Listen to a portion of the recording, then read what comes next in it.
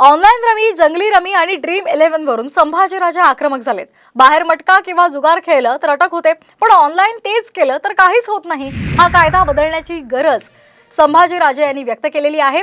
कायद्यामध्ये बदल करून ऑनलाईन रमीवर कारवाई न झाल्यास विधान भवनावर धडक देऊ, अशा शब्दांमध्ये संभाजीराजे छत्रपती यांनी राज्य सरकारला इशारा दिलाय। ऑनलाईन रमीवर 27% जीएसटी असल्याचं फडणवीसांनी विधान परिषदेमध्ये म्हटलं होतं। फडणवीसांच्या या वक्तव्यावरून संभाजीराजे यांनी आक्रमक भूमिका घेतली आहे।